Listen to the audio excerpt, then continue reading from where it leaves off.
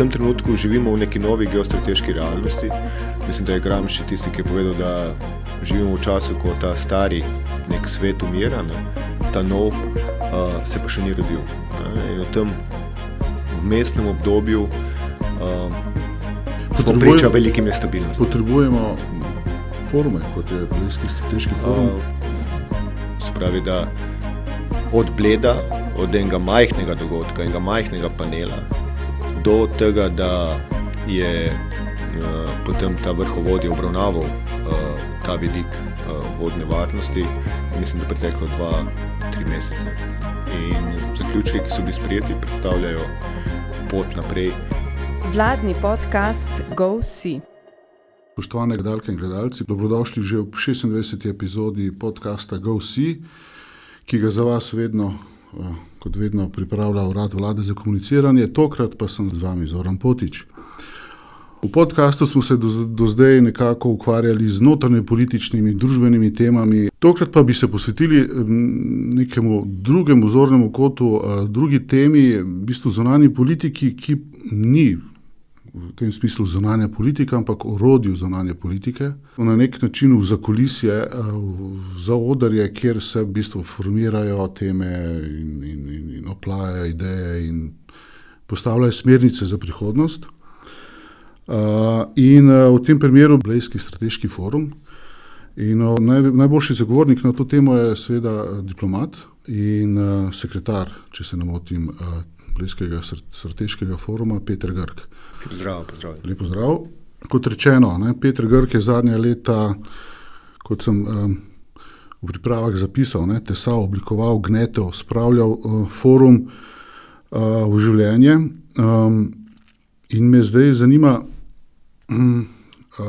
če smo malo bolj, če začnemo z aktualijo. Ali lahko Blejski strateški forum napove to, kar se je zdaj dogajalo, kar se zdaj dogaja na svetovni ravni? Je to, zakaj je Blejski strateški forum BSV na kratko pomemben v tem kontekstu, kar zdaj spremljamo na svetovnem odru? Mislim, to je pa zanimivo vprašanje. Za prvo vprašanje sem mislil, da bo kaj lažjega za začetek. Za konec bomo postili lažje. Ok, gremo potem na ta težje vprašanje na začetku. Jaz mislim, da prva stvar, zunanja politika kot takšna je tudi pomembna za državljane in državljanke. Sicer ne dotika se neposrednjo njihovih vsakdanjih skrbi, ampak posredno v bistvu, kar se dogaja v zunanjem okolju, ima neposredne posledice v bistvu na življenje državljank in državljanov tudi v Sloveniji. In v tem kontekstu, kar se dogaja sedaj v tej neki novi geostrateški realnosti, bo nekaj, kar bo verjetno determiniralo tudi naslednje rodove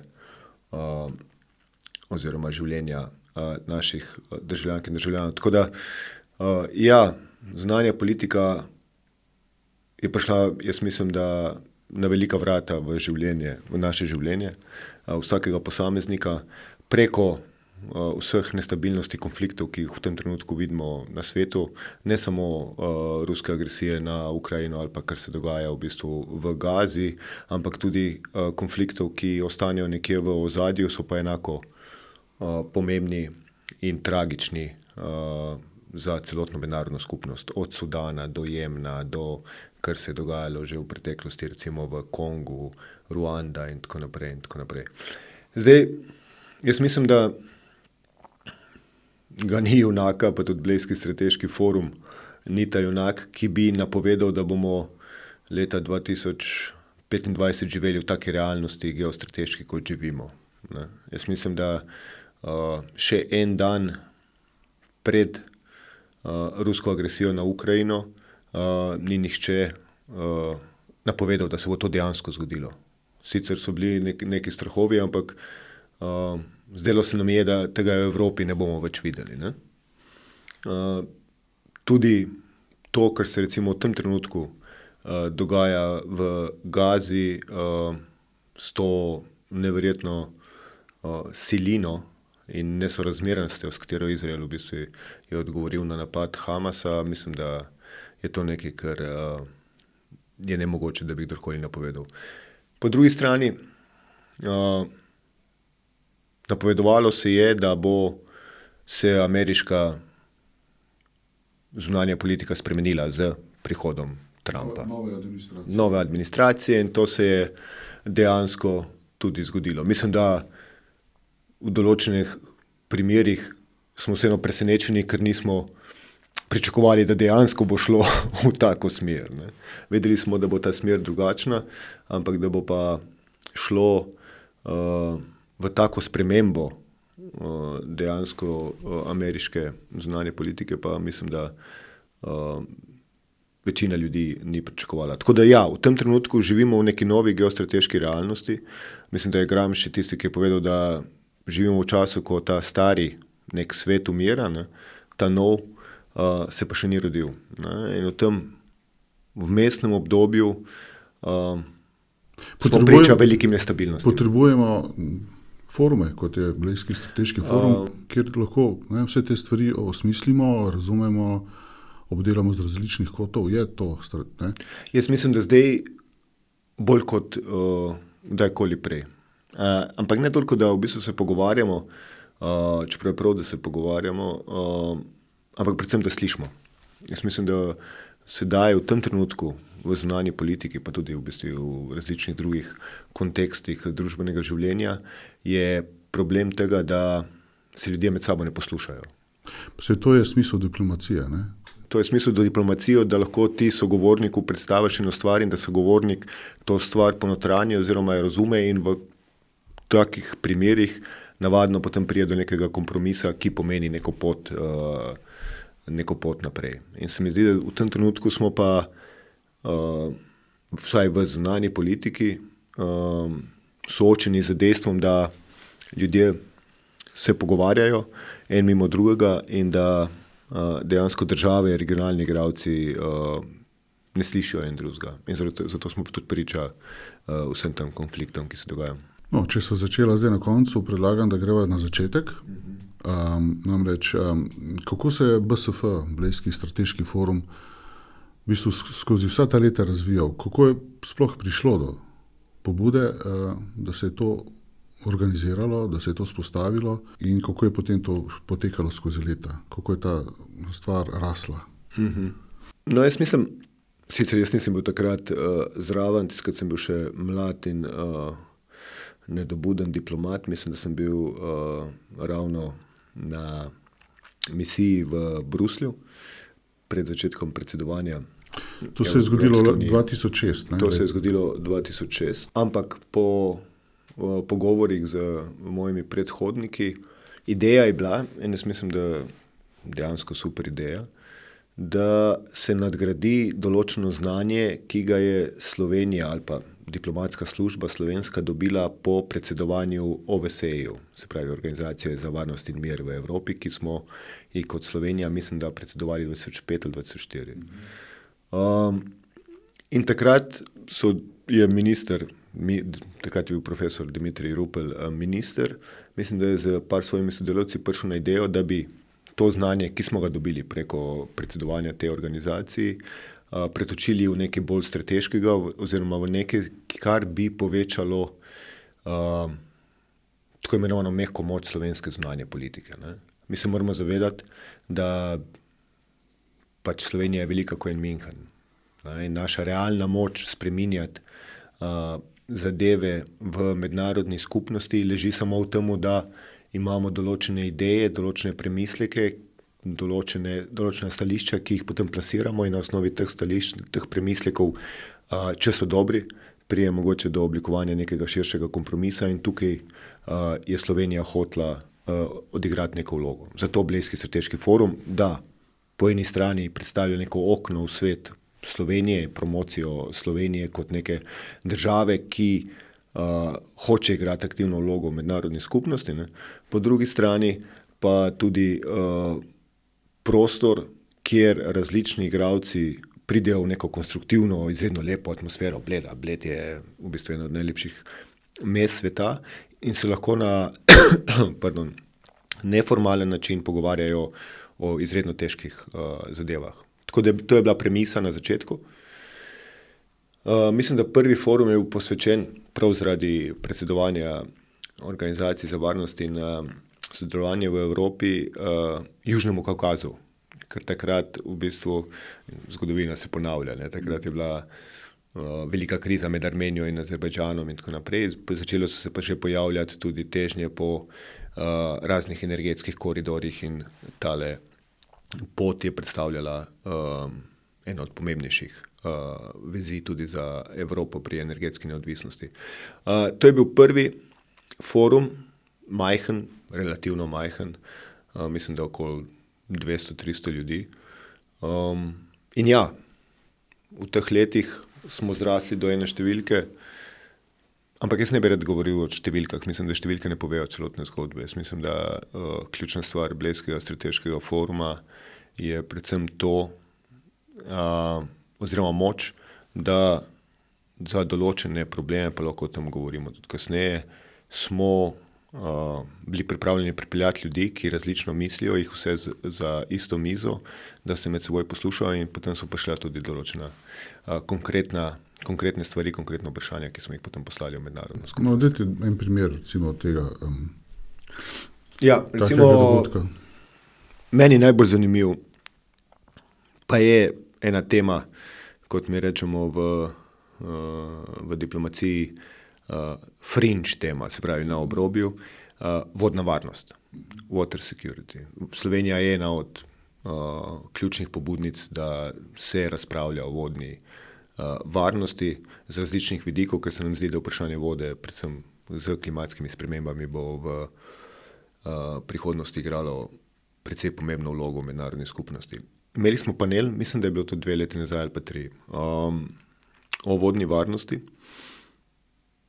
Bil je majhen panel, moram priznati zelo slabo obiskan, ampak panelisti, ki so bili na panelu, so bili pa izjemni.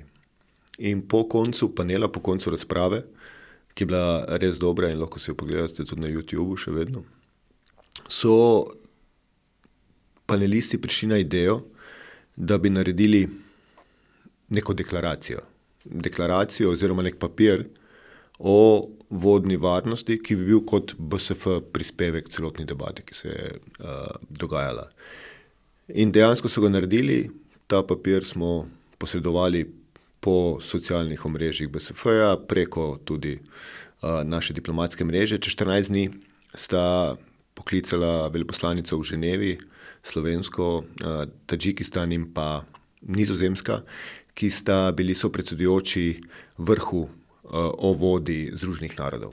In so rekli, da kar je tam notri zapisano, je nek nov vidik, ki v tem trenutku še ni bil obravnavan in bi hoteli, da se ga dejansko vzame kot eno temo na vrhu vodi Združenih narodov in to se je dejansko zgodilo. Se pravi, da od Bleda, od enega majhnega dogodka, enega majhnega panela, do tega, da je potem ta vrhovodje obravnaval ta vidik vodne varnosti, je mislim, da preteklo 2-3 mesece. In zaključki, ki so bili sprejeti, predstavljajo pot naprej, ki mogoče, oziroma jaz mislim, da skoraj sigurno bo igrala pomemben vidik tega, da se določeni konflikti mora biti v prihodnje ne bodo zgodili, predvsem zaradi vodnih virov in pomanjkanja vode. Tako imenovana vodna diplomacija. Vodna diplomacija. Ampak to je izjemno zanimivo. Namreč zanima me v tem primeru, v tem kontekstu, kako v bistvu na ministrstvu pri vas, na BSF, izbirate teme. Kakšen je ta proces, miselni proces? Ne vem, je to prepuščeno na ključju, ne vem, napišete na listke, pa potem malo pomešate, pa ven žrebate, ali je zatem kljub temu nek miselni proces, nek izbor, poskus vpogleda v prihodnost, kaj bi bilo, ne bi bilo, kako to poteka? Mislim, da poskušamo vsako leto biti bolj koherentni Ne vem, če nam uspeva. Se mi zdi, da mora biti najboljše ideje se rodijo iz nekega miselnega viharja, iz nekega kaosa, kjer radi vprašamo večje število ljudi, ne samo diplomate, ampak dejansko tudi ljudi, ki so del civilne družbe, od profesorjev do gospodarstvenikov in tako naprej. Letos smo recimo za primer organizirali 2 okrogli mizi, sicer čist nejavni, ampak zaprtega tipa, kjer smo povabili nekaj udeležencev BSF iz različnih profesij oziroma iz različnih zornih kotov, od civilne družbe do profesorjev, do gospodarstvenikov, do diplomatov, do upokojenih veleposlanikov, do generalov celo in tako naprej. In smo tam razpravljali o tem, v kakrem trenutku se mednarodna skupnost nahaja in kaj bi bila tista tema, se pravi ta glavna, ki bi to novo realnost čim bolj opisala. In rezultat je bil zanimiv, ker v bistvu na koncu vidiš v realnosti, zakaj je pomembno, da imaš vse aspekte družbe za eno mizo. Jaz večkrat rečem, da trenutek, v katerem živimo, je preveč pomemben, da bi ga pustili samo politiko.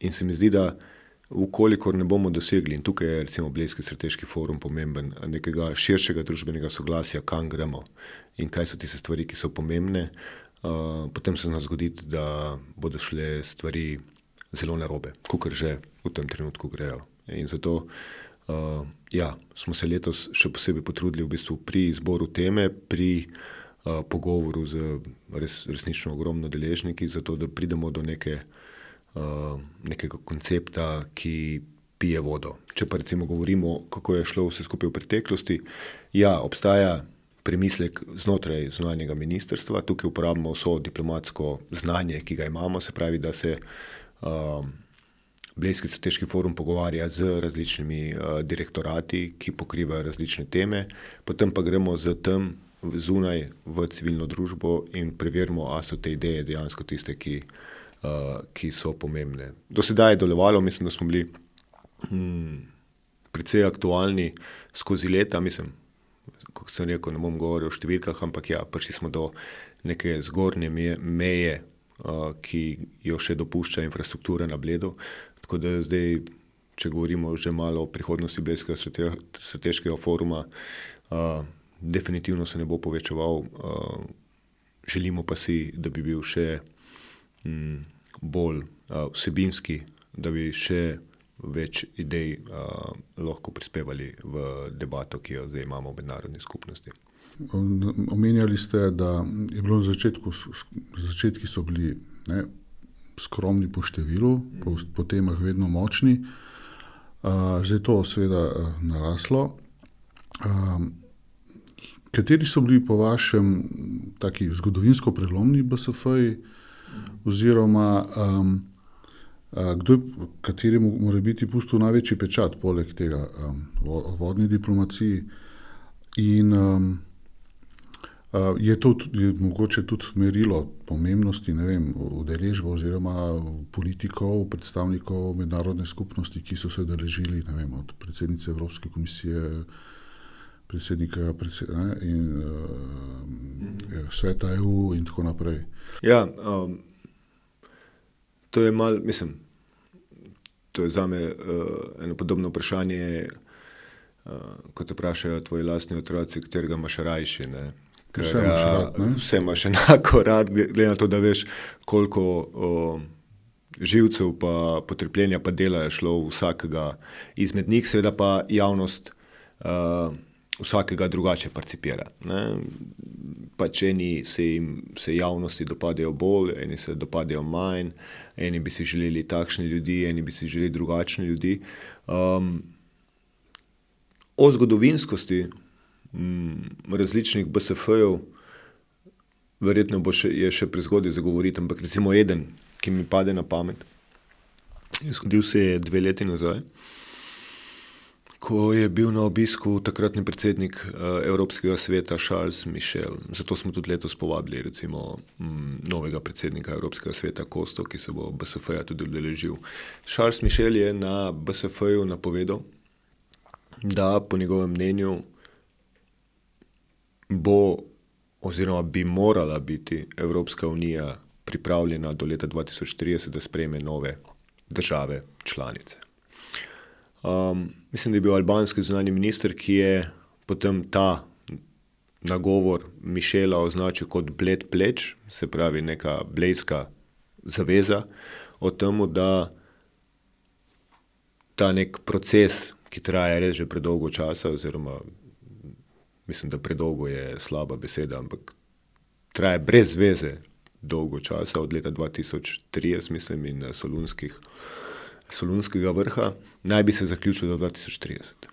In letos bomo dejansko preverili, ali je to uresničljivo, ali je ta zaveza nekaj, kar se bo dejansko zgodilo, ali ne. Imamo določene indikacije, dobili smo tudi slovensko komisarko za širitev, Marto Kos, da gremo v tej smeri.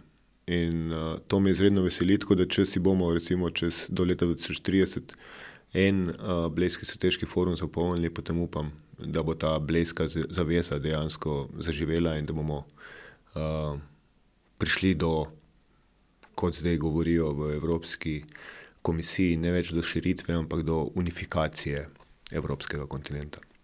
No, vse BSF, ne, če pogledamo zgodovino in vsa ta leta, kaj se je dogajalo, je po moji oceni tudi odigral to neko vlogo podijuma za to regijo, ne, jugovzhodne Evrope.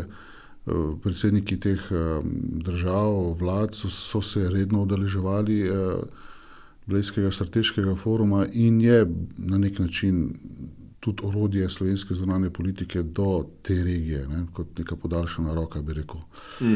Se strinjate s to oceno? Ja in ne. Mislim, ja v smislu, da definitivno je ta regija za Slovenijo v našem vitalnem interesu, čisto geostrateško gledano, če razširimo mi območje miru, varnosti in stabilnosti proti Zahodnemu Balkanu, je to za Slovenijo izredno pomembno. Tako da ta tema je tradicionalna, to je nekaj, kar je pomembno za našo slovensko zunanjo politiko, pa tudi za Slovenijo na splošno, pa naše gospodarstvenike.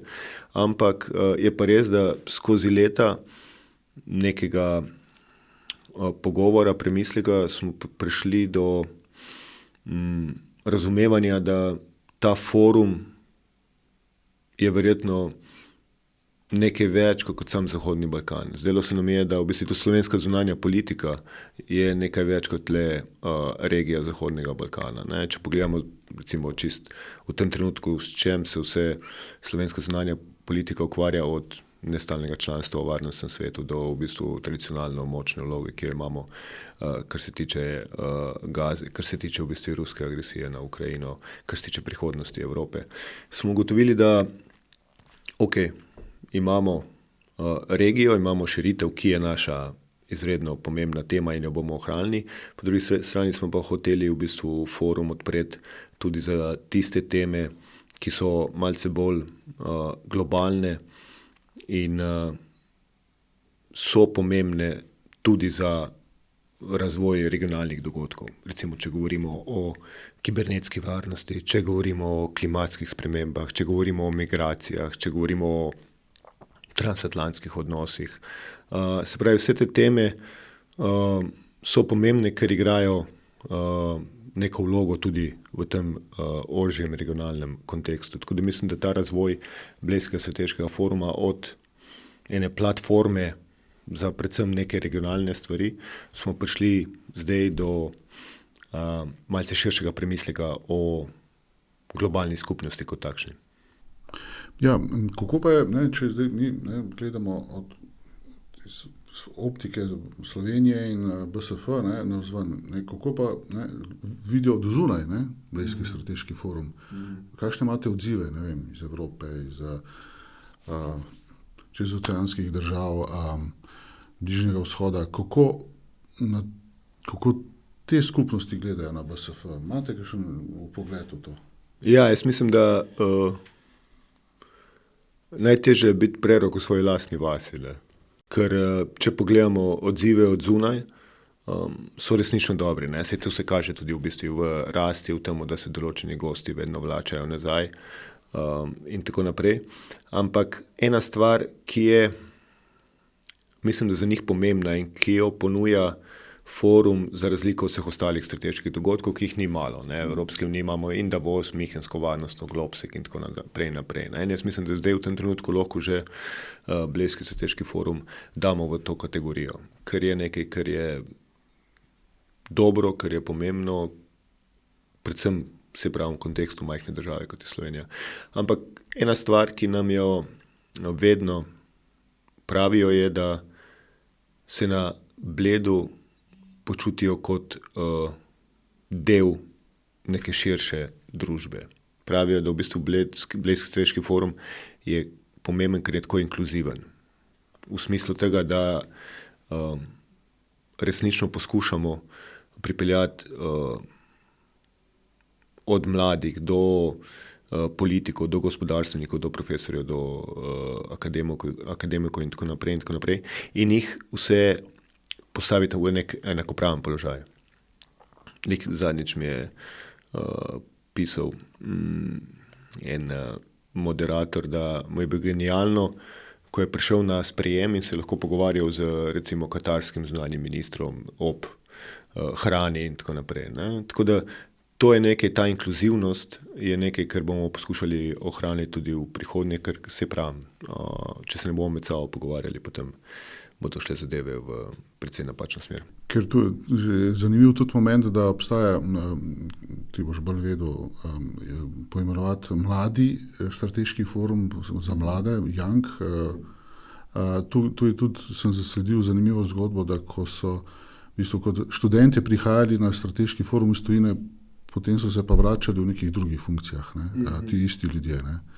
To se je že zgodilo v teh skoraj 20 letih tega foruma. Ja, jaz mislim, da ko smo začeli s to idejo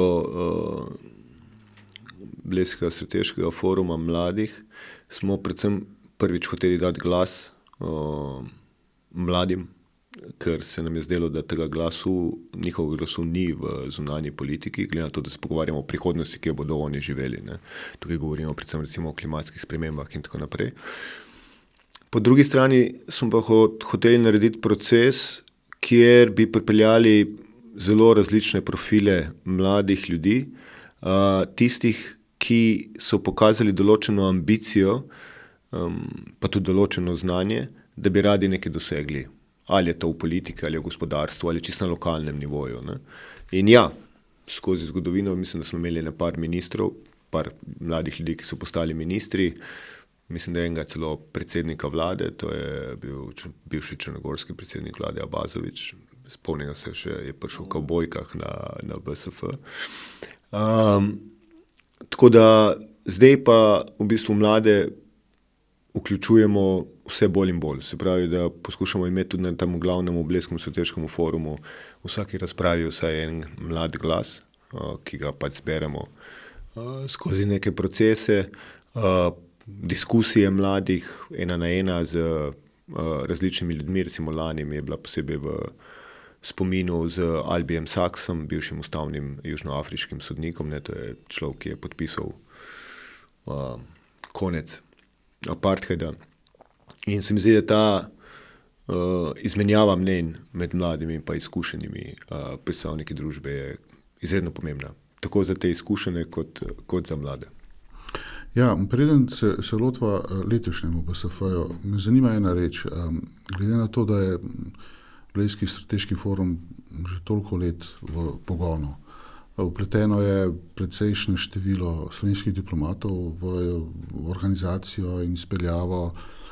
Kako je po tvojem vplival tak forum na razvoj slovenske diplomacije, diplomatov? Je sploh vplival? Ja, Dejansko se je skozi teh 20 let zvrstilo ogromno ljudi iz zunanjega ministrstva, pa tudi iz Centra za evropsko prihodnost, ki je partner v bistvu Blejskega strateškega foruma. Ogromno število ljudi, ki so preko foruma, jaz mislim, da dobili eno stvar, vsaj upam, ne, ki včasih nam v Sloveniji manjka, in to je samozavest. Samozavest, da niso drugje boljši, da nimajo drugje več znanja kot mi, ampak da včasih malo bolj glasno govorijo. Ne. In se mi zdi, da preko Blejskega strateškega foruma, vsaj teh zadnjih 10 let, ko ga jaz delam, in zvrstila se je na BSF-ju plejada nekih mladih diplomatov, ki upam, da so preko tega foruma postali bolj samozavestni in da je tudi Slovenija kot takšna v zunanji politiki postala bolj samozavestna. Ne bom rekel, da je to samo zaradi Blejskega strateškega foruma, ampak upam, da smo vsaj en majhen kamen tega mozaika, da igramo kot Slovenija neko pomembnejšo vlogo v mednarodni skupnosti, kot smo v preteklosti. Skratka, če damo eno analogijo s športom, lahko igramo v prvi ligi, Ja. Recimo v košarkaški ali pa nogometni. Ja, se strinjam. To je dobra analogija. Mogoče v hokeju, recimo, tukaj smo v A skupini in mislim, da je prav, da se nobenega ne ustrašimo, ker smo dokazali, da imamo znanje. Če greva zdaj, ki so že bliže v koncu, za letošnje leto.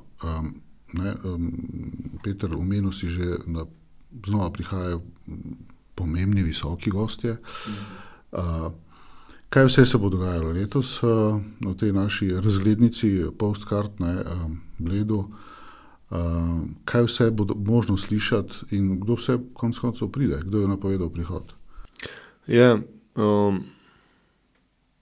malo smo razpravljali, kako bi v bistvu obeležili to 20. obletnico, ker to vseeno je nek milestone, ki je pomemben, ki je tudi neka prelomnica. Ampak zdelo se nam je, da čas, v katerem živimo, mogoče ni najbolj primeren za proslave. Ne. Je pa precej primeren za dobre, močne vsebinske diskusije o tem, kam gremo naprej. Tako da, kar smo mi se odločili, je, da bi ob tej 20. obletnici predvsem radi pripeljali še boljše razprave, še bolj vsebinsko globoke, zato da dejansko se kot družba premaknemo naprej. Ker se mi zdi, da če bomo ostali v tem trenutku, v katerem smo, potem je verjetno možna samo ena smer in ta ne bo lepa. Tako da letos smo poimenovali Blejski strateški forum oziroma Rdeča nit in naslov je Pobegli svet. Pobegli svet, Runaway World. Zdaj, prvo vprašanje, ki se postavlja ob tem naslovu je pobegli svet od koga oziroma od česa in kam. To je tako dosti zagonetno, se mi sliši. Ne? Je pa ni. Ne? Jaz mislim, da če pogledamo trenutno situacijo, potem lahko s precej veliko verjetnostjo govorimo o tem, da svet beži od nas, od zahodnega sveta in se premika nekam drugam. Definitivno, če bi recimo vprašali Kitajce pa Indijce, težko da bi rekli, da je njim svet pobegnil. Nam pa je malo pobegnil, zaradi tega, ker enostavno se dogajajo taki tektonski premiki, na katere ne da nismo bili pripravljeni, ampak nimamo odgovora še. In jaz mislim, da je predvsem od nas odvisno. Se pravi, od Evrope, v določeni meri tudi od Združenih držav Amerike, seveda. Ne? Čeprav, kot pravim, tukaj so neke trenja in tenzije, ki jih bo verjetno v prihodnje bilo potrebno rešiti, ampak od zahodnega sveta je pomembno, a bomo znali prepoznati ta trenutek in a bomo znali v bistvu postaviti pravo diagnozo in prave odgovore. Zato pobegli svet. Se pravi, da letos bi radi štartali razprave od nas, od Evrope. kaj Evropa od tega sveta pričakuje, kaj ta svet lahko Evropi da in ali bo Evropa sposobna se spremeniti, da bo lahko kos tej novi realnosti, ki je nastaja. Ne? Mislim, Evropa kot takšna, pa mislim, da to je čist neka zadeva, ki je v nas, tako Slovenci kot Evropejcih, mi smo zelo negativni. Ne. Evropo smo pokopali že črnogledi smo, ne? Pesimisti. Pesimisti. Zadnjih 10-15 let smo Evropo pokopali že vsaj 10-krat. Od energetske krize, od ruskega napada na Ukrajino, od migracij, od finančne krize. Ampak Evropa je še vedno tukaj. Ne. Mogoče ranjena, mogoče malo poškodovana, ampak še vedno je tukaj. Ne. In se mi zdi, da ta odpornost Evrope, ki jo kaže, je izredno zanimiv fenomen. Ne? Ker se mi zdi, da ta eksperiment, ki rečemo Evropska unija, je nekaj, kar je unikum v mednarodni skupnosti, nekaj, za kar se je potrebno boriti in za nekaj, kar je potrebno vzdržati. Ne? A bomo lahko, to je odvisno predvsem od nas in od tega, koliko se bomo lahko prilagodili na te nove razmere v mednarodni skupnosti. Tako da letošnji Blejski strateški forum bo predvsem promocija Evrope. Ne, če se dotaknem vprašanja začetka, ko si omenjal mehka moč. V bistvu se zdi, kot da je Evropa edina ostala s to mehko močjo, ker vsi ostali uporabljajo moč v mednarodnih odnosih. Očitno se zdi ta dilema zdaj mehka ali ta moč. Na kakšen način bo ta svet funkcioniral naprej? V vsakem primeru mislim, da glede na naš ustroj pa vse skupaj bo ta mehka moč Evrope ostala. Definitivno pa se bomo morali prilagoditi novim stvarem, ki se dogajajo v mednarodnem prostoru. Mislim, iluzorno bi bilo, oziroma jaz mislim, da celo neumno in nesmotrno, da se ne pogovarjamo o evropski obrambi. Jaz mislim, da o evropski obrambi se moramo pogovarjati. Treba je pogledati, kje so tiste pomanjkljivosti, ki jih imamo, zato da v bistvu kot družba postanemo še bolj odporna. Jaz vem, da ta razprava je tudi v Sloveniji, ta razprava je tudi drugje po Evropi, so različna mnenja. Jaz mislim, da nek zdrav, racionalen premislek o tem mora biti, zato da v bistvu kot Evropa postanemo vse bolj odporni. Ne samo vojaško, ampak kot družba v celoti. Tukaj govorimo pač o tej strateški avtonomiji. In tukaj ne govorimo samo o orožju in o tankih, govorimo o tehnološki avtonomnosti, govorimo o energetski avtonomnosti in tako naprej. Kako do tega priti, to so ta vprašanja, ki jih bomo tudi na Blejskem strateškem forumu odpirali. Seveda, ne bomo pozabili vseh tistih stvari, o katerih sva že govorila, ki imajo pa neposreden vpliv na to, kako bo Evropa v prihodnje se razvijala. Od boja proti dezinformacijam do kibernetske varnosti, klimatskih sprememb. Letos je tudi 20 let od Pariškega sporazuma, ki je še ena tema, ki bi zahtevala še en podcast. Do ene teme, ki je meni posebej zanimiva, in sicer vprašanje evropske identitete. Kaj to je? A to sploh obstaja? In kako je možno še zgraditi? Ker na koncu smo Slovenci, ampak smo pa tudi Evropejci. Ne?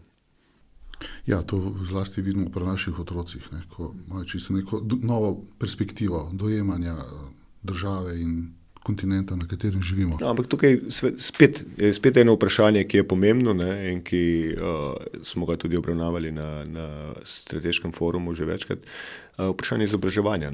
Ti naši otroci imajo možnost Erasmusa, vsak študent, jaz mislim, da v Sloveniji, ki ima možnost, je že odšel v neko drugo državo in to ti da čisto neko drugo perspektivo in neko drugo znanje. Super, Peter, hvala za ta uvid ozadja nastajanja Blejskega strateškega foruma in v bistvu so te tvoje besede najboljša napoved in vabilo ostalim, naj prisluhnajo, naj spremljajo BSF ne samo v živo, ampak tudi po socialnih mrežjih, kjer bo zagotovljen prenos, če se ne motim. Ja. In hvala, Peter, z vami pa sem bil tokrat Zoran Pavtič. Najlepša hvala.